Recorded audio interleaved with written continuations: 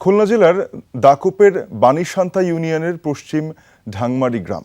সুন্দরবনের কোল ঘেঁষে গড়ে ওঠা এই জনপদের বাতাস নোনা জলের গন্ধ আর লড়াকু মানুষের দীর্ঘশ্বাসে ভারী।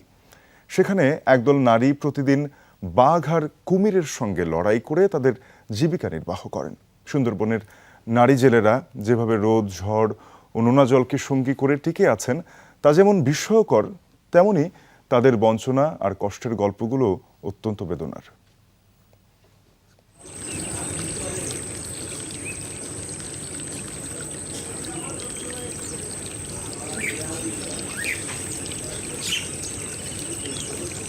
পশ্চিম ঢাংমারি গ্রামের শিলা মণ্ডল বা মিতা মণ্ডলের দিন শুরু হয় ভোরের আলো ফোটার অনেক আগে। যখন শহরের মানুষ গভীর ঘুমে আচ্ছন্ন, তখন এই নারীরা জাল, দড়ি আর ডিঙি নৌকা নিয়ে নেমে পড়েন সুন্দরবনের ভেতরের ছোট ছোট খালে। তাদের উদ্দেশ্য মাছের পোনা সংগ্রহ করা।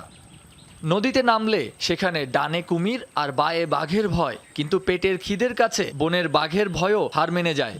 বছরের পর বছর ধরে নোনা জলে দাঁড়িয়ে থাকার কারণে এই নারীদের হাত পায়ের চামড়া শক্ত হয়ে গেছে, নখে পচন ধরেছে, জরায়ুর রোগ সহ নানা রকম চর্মরোগ তাদের নিত্যসঙ্গী। কিন্তু অসুস্থ শরীর নিয়েও একদিন ঘরে বসে থাকার উপায় নেই। একদিন কাজে না গেলে পরের দিন উনুনে হাঁড়ি চড়বে না। সুন্দরবনের নারী জেলেদের কষ্টের বড় কারণ হলো তাদের হাড়ভাঙা শ্রমের সঠিক মূল্য না পাওয়া। পশ্চিম ঢাংমারি এলাকায় ঘুরে দেখা যায় এখানকার বাজার ব্যবস্থাপনা চরমভাবে দুর্বল এবং ফরিয়াদের নিয়ন্ত্রণে। সারাদিন বনে ঘুরে যে কাঁকড়া বা মাছ ধরেন নারী জেলেরা, তা স্থানীয় বাজারে আড়তদারদের কাছে পানির দরে বিক্রি করতে হচ্ছে। আমরা মাছ ধরি, বাগদার পোনা ধরতেছি, দাম হচ্ছে 800 টাকা হাজার। বাবা সরে হাঁটতে যে কষ্ট, সত্যি হচ্ছে, জ্বর হচ্ছে, কাশি হচ্ছে। তো আমাকে সংসার এইভাবে তো চলে, আমার খুব করাই লাগবে। পোনা ধরতেছি।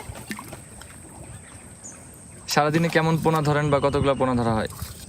পড়লি তখন ওই 1500, 800, 700, 200, 100 এরমই হয়। কম দাম। পানিতে থাকলে বা এই যে কাদায় কাজ করলে কি কি অসুস্থতা দেখেন? শরীর খারাপ থাকে, কত কিছু খারাপ লাগে শরীরের মধ্যে, কষ্ট হয়।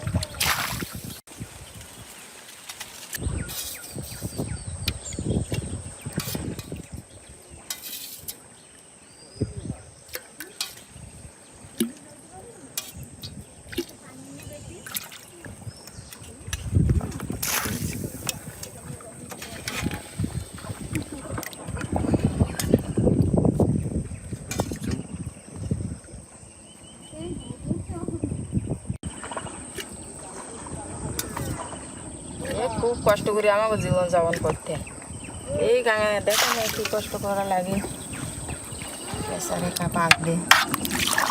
মাছ এখন তো নেট টানতেছি। যোগাযোগ ব্যবস্থা ও প্রাতিষ্ঠানিক কোনো বাজার কাঠামো না থাকায় নারীরা তাদের ন্যায্য অধিকার থেকে বঞ্চিত হচ্ছেন।